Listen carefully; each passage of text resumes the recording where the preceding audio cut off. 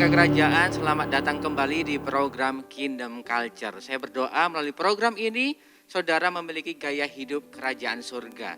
Nah, kali ini di episode yang luar biasa ini kita sudah bersama-sama dengan Pak Roni dan Bu Nancy. Shalom Bapak Ibu. Shalom, Nah, luar biasa sekali. Apa kabar? Kabar sukacita, aman dalam lindungan Tuhan. Puji Tuhan, kalau lihat Pak Roni sama Ibu ini kayak couples goals banget gitu ya. So sweet. So sweet. Nah, apalagi barusan memiliki anaknya menikah ya Pak ya. Nah, kalau pada kesempatan kali ini pengen banget ya kita kepoin bagaimana mencari pasangan yang tepat gitu ya. Saya pernah lihat video bagaimana cara memiliki umur panjang, ya marry good woman dan lain sebagainya, memiliki pasangan yang tepat. Nah, saya memiliki beberapa pertanyaan yang sudah saya catat dan kita akan tanyakan kepada Bapak dan Ibu. Nah, ada yang bilang hidup akan bahagia bila ketemu pasangan yang tepat. Menurut Pak Roni ini, pasangan yang tepat itu yang bagaimana sih gitu? Iya, jadi kalau saya katakan bahwa pasangan tepat itu ada beberapa kriteria ya. Yang pertama tentunya Alkitab menjelaskan tentang kesepadanan. Oke, kesepadanan ya. Sepadan ya. Sepadan, lalu kemudian jangan lupa Alkitab menjelaskan dalam 2 Korintus pasal yang ke-6 itu harus yang seiman. Ya, nggak bisa dipersatukan antara yang terang dengan yang gelap. Jadi perlu ada seiman, itu nomor satu ya. Setelah seiman ini yang superior yang saya katakan ya, ini yang utama, yaitu yang seiman, harus percaya kepada Kristus sungguh-sungguh dan pastikan pasanganmu itu sudah lahir baru ya. Lalu kemudian yang berikutnya adalah dia harus sepadan dengan dia, dan tentunya baru yang lainnya itu baru yang sekunder. Kalau tadi primer, ini sekunder ya. Sekunder itu masalah misinya bagaimana, harus tahu pendidikannya bagaimana, lalu kemudian latar belakangnya bagaimana, itu hal-hal yang sifatnya sekunder. Oke. Nah, kalau bisa bicara tentang pasangan pasti identik dengan yang namanya jodoh. Gitu ya. Nah, menurut Ibu Nancy, apakah yang disebut jodoh itu? Apakah memang Tuhan itu memiliki tujuan tertentu? Ini lo jodohmu atau seperti apa, Bu Nancy? Iya. Kalau bicara mengenai jodoh, ingat di dalam Kejadian 1 ayat yang ke-26 pertama dari semula ya. Yeah. Bahwa Tuhan itu menciptakan manusia serupa dan segambar dengan Tuhan. Jadi mengenai, dan Tuhan juga berkata Tuhan memberikan kuasa kepada setiap kita. Berarti kita dikasih free will sama Tuhan. Jadi kalau bicara jodoh, kami sepakat seperti ini ya. Bahwa Tuhan itu menuntun kita sampai kita bertemu orang tersebut. Tapi selebihnya adalah keputusan kita masing-masing. Contoh nih ya, kayak saya sama Pak Roni, saya ketemunya di Surabaya Press Center. Itu tahun 1988 ya, tepatnya 1988. Di situ banyak beberapa orang, termasuk ya bukan kegeeran lah ya, yang naksir saya juga ada beberapa orang gitu. Jadi Tuhan tuntun saya sama Pak Roni, kita ketemu di Surabaya Press Center. Tapi saya yang memutuskan di antara beberapa orang yang naksir saya, mana yang memang sesuai sama saya dan doa saya, dan saya memutuskan itu jodoh. Ini kalau dari sisi Bu Nancy ya. Kalau dari sisi Pak Roni memandangnya seperti apa Pak jodoh itu Pak? Tapi ini pengamalan pribadi, tidak bisa menjadi kebenaran pada umumnya. Saya sejak bertobat, karena sebelum bertobat ya walaupun kecil-kecil gini, orang Surabaya bilang cili arek saduan nih gitu ya. Artinya tendangannya. Saya sempat pacaran berkali-kali gitu ya. Saya juga pikir kenapa mereka mau pada kecil begini. Tapi setelah saya bertobat, saya buat keputusan bahwa saya tidak mau sembarangan pacaran. Saya minta ketemu jodoh yang akan jadi istri saya. Jadi saya berdoa. Setiap kali saya menyukai seorang wanita, saya bawa dalam doa, Nah anehnya, semakin saya doakan, semakin perasaan kepada wanita tersebut menurun. Saya tahu bukan dari Tuhan. Ya, tapi tidak semua mesti sama seperti saya loh ya. Lalu kemudian menyukai wanita yang lain lagi ya, karena mata saya normal, mata saya ini oikumene. Tahu mana yang cantik oikumene ya. Jadi suka lihat yang indah-indah gitu ya. Dan saya temukan lagi kok cocok, kok enak. Bahkan ini ada orang teman-teman sepelayanan, pinter nyanyi, penuh Roh Kudus. Wah ini pas ini gitu ya. Saya doakan, saya bawa dalam doa. Ternyata semakin saya doakan, kok semakin menurun ya perasaan senangnya. Saya tahu bukan dari Tuhan gitu ya. Jadi saya libatkan Tuhan. Saya berdoa termasuk ketemu dia. Saya doakan Nancy Limantono ini kok malah nggak menurun malah menaik gitu ya. Waduh langsung dor perasaan saya gitu. Lalu kemudian saya tahu bahwa ini dari Tuhan. Karena saya berdoa, saya berlutut. Saya berteriak sama Tuhan. Tuhan saya jatuh cinta sama Nancy. Ya. Ini pengalaman pribadi loh ya. Lalu kemudian ada suara Roh Kudus di hati saya. Saya dengar jelas, Roni, dialah yang akan menjadi istrimu. Nah, terbukti sudah jadi istri saya. Tapi tidak semua pengalaman seperti saya. Ada memang seperti istri saya. Keputusan harus kita ambil dengan standar tadi. Yang primer, kriteria, seiman, sepadan. Lalu kemudian yang sekunder, yang lain-lainnya misalnya penampilan lah atau pendidikan atau apa gitu. Jadi intinya Tuhan menuntun ya. Makanya kalau ada pertanyaan jodoh itu di tangan Tuhan apa di tangan manusia? Ya jawabannya adalah Tuhan yang menuntun, kita yang memutuskan seperti bukan itu ya. Bukan di tangan Hansip. Asik. Atau di tangan teman kita yang jodohin gitu ya.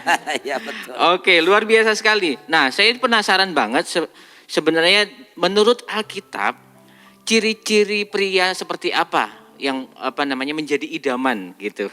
Sebetulnya Tuhan sudah menetapkan itu ya. Ini kalau ini berlaku untuk semua. Dalam kitab Kejadian 2 ayat yang ke-15 sampai 18. Di situ ketika manusia laki-laki pertama ditempatkan oleh Tuhan, ditempatkan di mana? Di Taman Eden.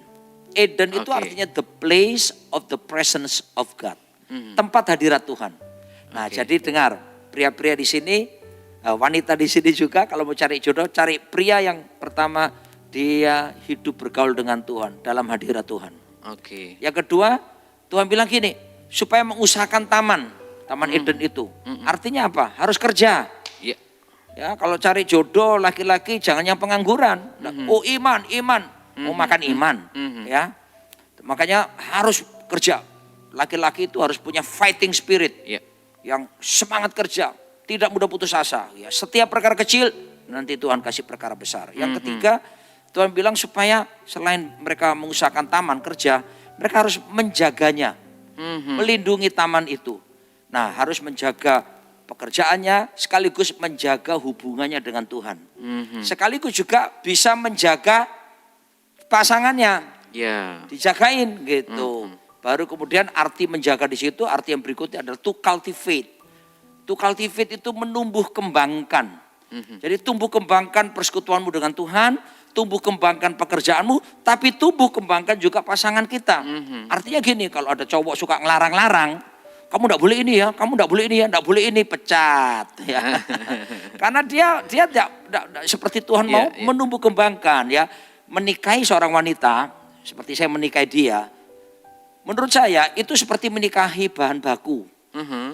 Ya, saya dulu akuntansi Erlangga, saya belajar bahwa proses akuntansi itu ada dari proses produksi kan dari bahan baku, raw material ke barang setengah jadi, ya, lalu kemudian bahan jadi, baru di packing dijual.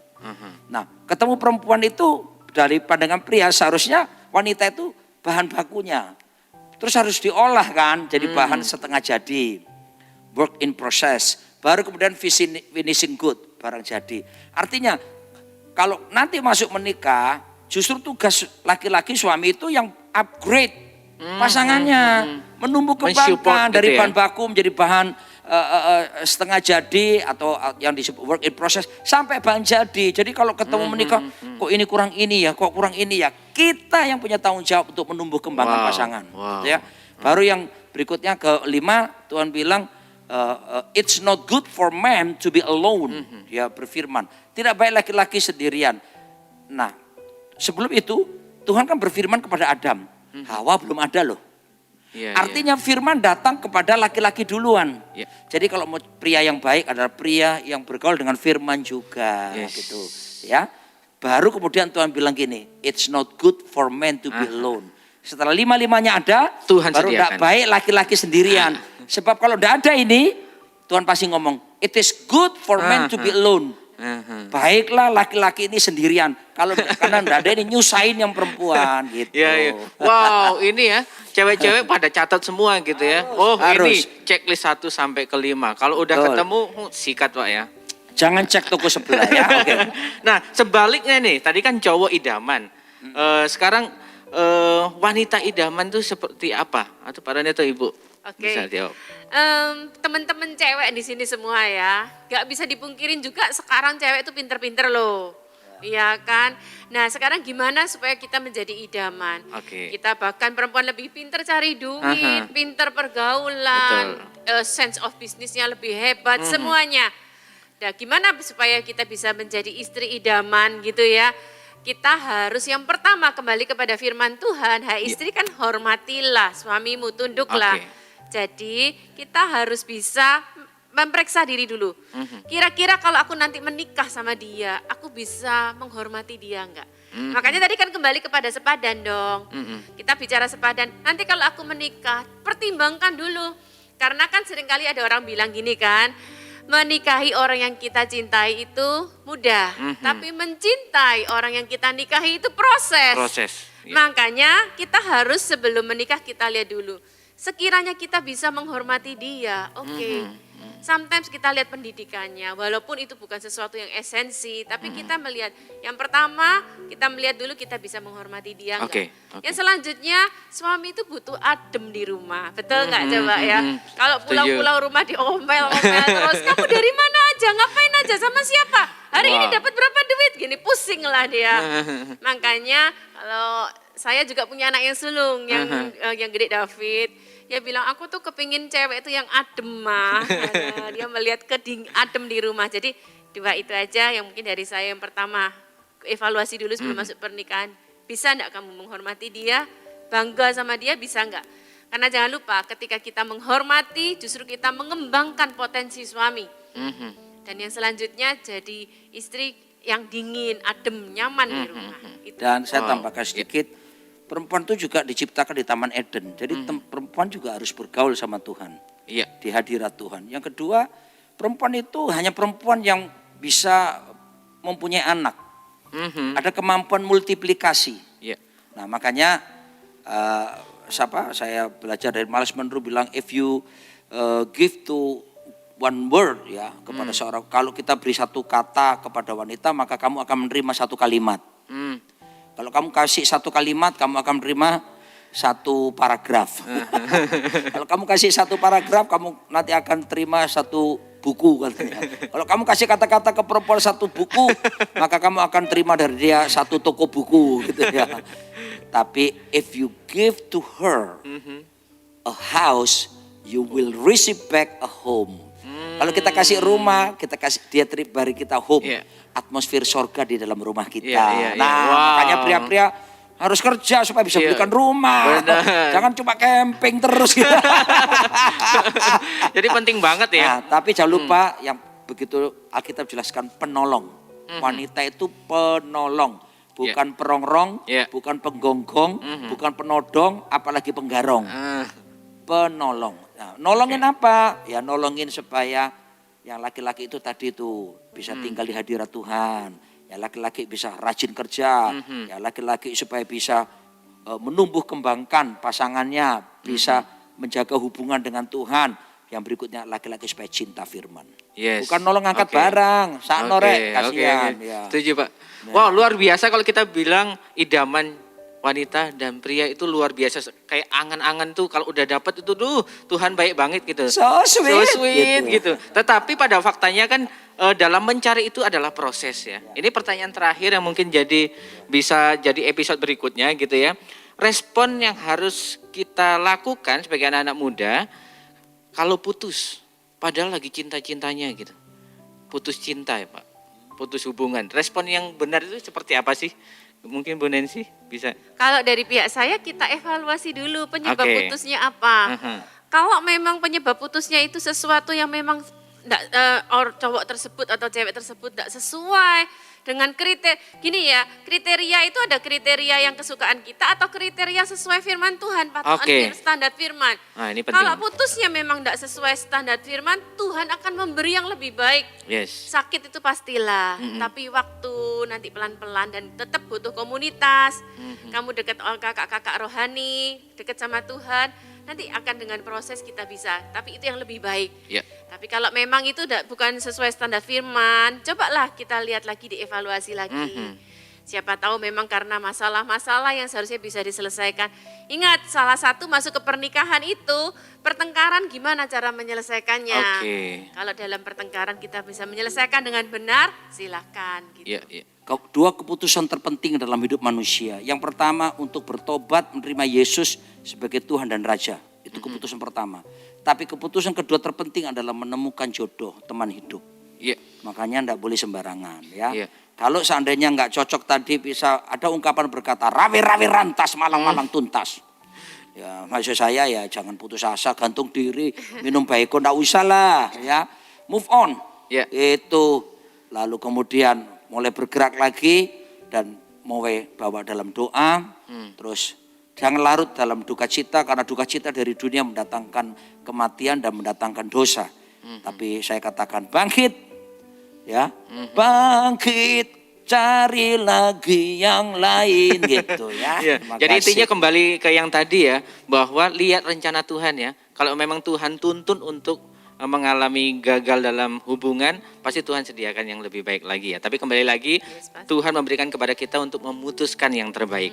Nah, di sesi terakhir ini jarang-jarang di program Kingdom Culture, saya minta Pak Roni atau Ibu bisa berdoa buat pemirsa di rumah, untuk mereka bisa menemukan jodoh yang tepat sesuai rencana Tuhan. Silakan Pak. Mari kita berdoa, orang-orang muda. Datang kerajaan-Mu, jadi kehendak-Mu atas setiap orang-orang muda. Khususnya mereka yang dalam usia di mana mereka sudah siap untuk memasuki pernikahan. Aku berdoa seperti firman-Mu berkata dalam Amsal 24 ayat 3 dan 4. Supaya turunlah atas mereka hikmat. Turunlah atas mereka Tuhan pengertian. Turunlah atas mereka pengetahuan yang benar. Supaya dengan demikian mereka masuk rumah tangga, mereka mengalami sorga nyata dalam rumah tangga mereka.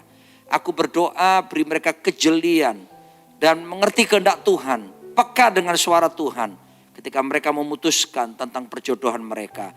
Tidak ada satupun yang keliru, tidak ada satupun yang salah. Semua menemukan destiny, tujuan seperti yang Tuhan inginkan dalam rumah tangga mereka. Dalam nama Yesus, amin. Amin. Sampai jumpa di program Kingdom Culture berikutnya. Dan berikutnya kita akan membahas mungkin konflik manajemen dalam rumah tangga ya.